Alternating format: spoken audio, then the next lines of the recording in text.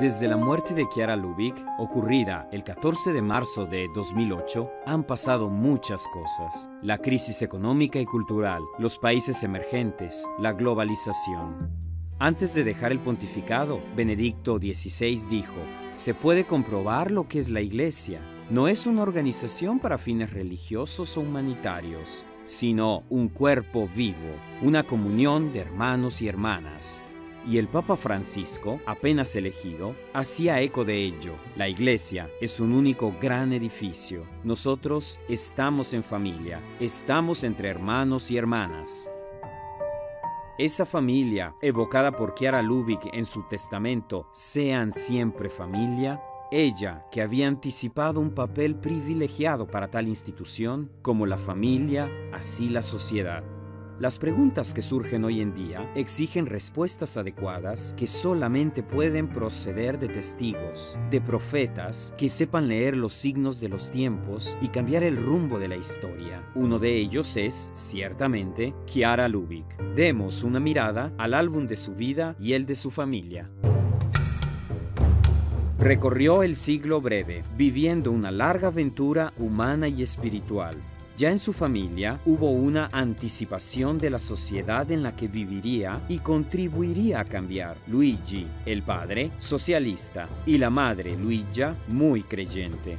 Los orígenes de Europa Central, en una ciudad como Trento, puente entre el norte y el sur, un hermano mayor, Gino, comunista y partisano. Afecto, responsabilidad y diálogo eran las características de aquella familia, que era pobre, o mejor dicho, se vio empobrecida. Una familia que cultivaba sentimientos antifascistas juntamente con una fe probada pero profunda, sacudida por el arresto de Gino y por la partida de casa de Silvia. Un día, que no puedo precisar, vi una luz. Me pareció más bella que las demás cosas bellas y la seguí. Me di cuenta de que era la verdad. Sí, la joven trentina había dejado a los suyos en plena guerra. Siguiendo aquella luz, comenzó una aventura humana, espiritual y cultural que la chica de Trento, ciertamente, no habría podido imaginar. Su nombre de bautismo era Silvia, pero había decidido llamarse Chiara, como reconocimiento a la primera compañera de Francisco, quien deseaba solo Dios. Pero no estuvo sola en su camino, al contrario. Chicas como ella, jóvenes, adultos, familias, sacerdotes y frailes, pobres y menos pobres, idealistas y empleados, rápidamente se unieron a ella. Y luego, más adelante, también protestantes y ortodoxos, hebreos, musulmanes, budistas e hindús, gente con dudas acerca de Dios, revolucionarios y conservadores. Cada uno, en contacto con Chiara, se sentirá protagonista en el rol que desempeña, en la situación en la que vive. Aquella verdad que Chiara había seguido se suele fijar el 7 de diciembre de 1943 como el inicio de la aventura, el día en el que pronunció su sí a Dios, quiso llamarla ideal. Ideal que comparte enseguida con sus primeras compañeras, con las cuales vivirá en un pequeño apartamento de Trento en la Plaza Capuchinos.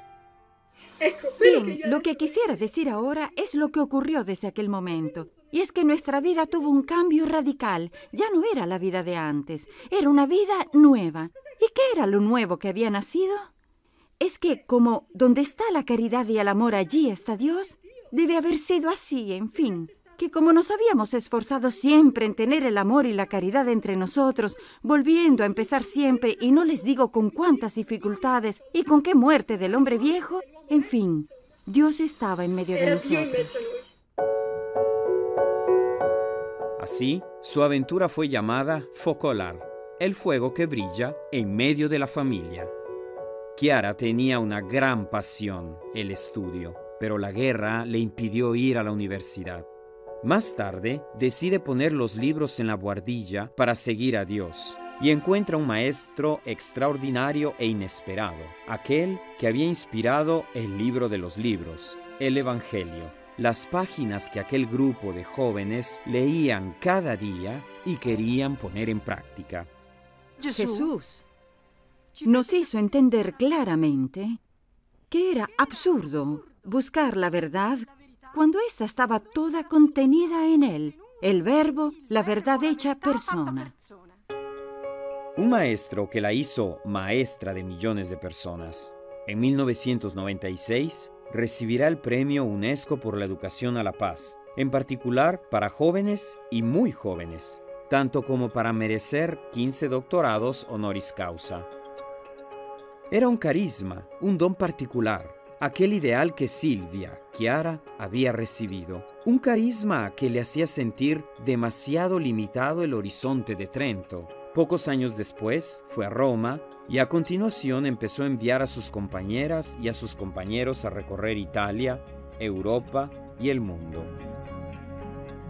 Ya en 1944, Chiara había encontrado el secreto, el pilar que mantendría su deseo de verdad y sueño de unidad universal.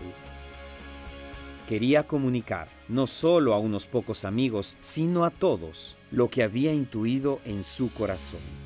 Existe un momento de la vida de Jesús cargado de respuestas a cada uno de nuestros porqués. Es el momento del grande, grandísimo porqué que Jesús había dirigido a Dios antes de morir, contenido en su misterioso grito, Dios mío, ¿por qué me has abandonado? En 1949, tras haber encontrado a quien ella misma definirá como cofundador, Gino Giordani, diputado, periodista, estudioso, vive momentos de fuerte dimensión mística en las Dolomitas, un periodo que ella definió paraíso, en el que la dimensión existencial y la del pensamiento se fundían en la tierra como en el cielo. Todo lo que en aquellos años 40 se le concedió vivir anticipaba lo que habría de sucederle posteriormente. Como una semilla contiene en germen lo que ha de madurar, planta, flor, fruto, así los acontecimientos de aquellos primeros años anticipaban el desarrollo de su aventura. Por ejemplo, en aquellos años de guerra, Chiara trató de resolver con sus compañeras el problema de la pobreza de Trento. En 1991 nacerá el proyecto por una economía de comunión, orientado a contribuir a encontrar posibles soluciones al problema de la pobreza en Brasil y después en otros lugares, y a trabajar por una economía que realice al hombre y no lo aliene. Hemos comprendido, es el Espíritu Santo quien nos conduce de la mano, que aquí deberían surgir industrias, empresas. Como les decía, las utilidades se pondrían en común. En esto consiste, en que las utilidades se pongan en común. Capital, sí, capital, también nosotros lo recogemos. Es el beneficio lo que se pone en común. En su casa, después en la ciudad de Trento, en el Parlamento y más en general en los miles de encuentros que tuvo en su vida, Chiara maduró una exigencia radical de diálogo. Diálogo visto no como un instrumento para obtener determinados resultados, sino como el modo mismo de estar en el mundo, porque la vida de Dios, Trinidad, en sí misma es relación, es infinito diálogo, es total reciprocidad. No por nada, el mandamiento que Jesús llama nuevo es el del amor recíproco. Yo tengo un sueño, el deber realizarse en el mundo poco a poco, o también velozmente, si fuera posible, la fraternidad universal. Dialogará su vida entera con los católicos y con los movimientos eclesiales, con los cristianos de un centenar de iglesias, con fieles de otras religiones, con quien no cree, con grandes y pequeños, cercanos y lejanos. Chiara era el diálogo. Así, para ella, ser iglesia quiere decir comunión, coparticipación, apertura. Nunca abandonó esta certeza suya, ni siquiera cuando en los años 50 el Vaticano estudió con atención el movimiento de los focolares, llegando casi a disolverlo. Hablaba de iglesia comunión, cuando todavía muy pocos lo hacían, y anticipó algunos temas centrales del Vaticano II. Estrechó relaciones ricas y creativas con los papas en Roma, pero también con el patriarca Atenágoras y luego con Bartolomeo, con los arzobispos de Canterbury y los responsables de las iglesias protestantes. En 1966, en Fonte, Camerún, inició una aventura común con un pueblo indígena en graves dificultades sanitarias. Comenzó así el rico capítulo del diálogo con fieles de otras religiones y culturas. Entra en mezquitas y sinagogas, templos hindúes y monasterios budistas. Encuentra hombres y mujeres de todos los pueblos en universidades y fábricas, en palacios y ranchos. En la inmediata y frenética posguerra, trabajó activamente para que en la ciudad se evitaran venganzas y enemistades. En todas partes hablaba de fraternidad. Amaba su ciudad, pero sobre todo el ser ciudadano. No imaginaba seguramente que decenas de ciudades le concederían la ciudadanía honoraria. En 1996 fundará el Movimiento Político por la Unidad.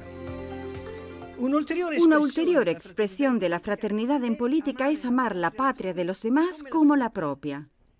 La más alta dignidad para la humanidad, de hecho, sería la de no sentirse un conjunto de pueblos a menudo en lucha entre sí, sino por el amor recíproco un solo pueblo, enriquecido por la diversidad de cada uno y que por esto custodia en la unidad las diferentes identidades. Su pensamiento, definido como una doctrina espiritual, no es una elaboración formulada en torno a una mesa, sino el fruto de una luz que se hace vida y que luego, a su vez, enriquece nuevamente el pensamiento. Una doctrina que desde 1991 es estudiada por la Escuela Ba. Ofrece indicaciones valiosas a las distintas disciplinas gracias a centros de cultura y a decenas de grupos editoriales en el mundo. Una de las últimas firmas que Chiara pone a un documento es para su última fundación, el Instituto Universitario Sofía. Ya estaba enferma. Un mes más tarde, muere. Cuando estaré ante tu puerta y tú me preguntarás mi nombre, yo no te diré mi nombre, te diré solo gracias por todo y por siempre. Este es mi nombre. Chiara no muere en soledad, muere rodeada de los suyos, de su familia más grande, de aquellos que en las últimas horas de su vida pasaron junto a la cabecera de su cama, en una larga fila de centenares de personas, niños y adultos, profesores, el vendedor de gasolina, el alcalde, una mujer musulmana. Una muerte madurada en el vértice de una vida que anticipó una santidad de pueblo, hacerse santos juntos.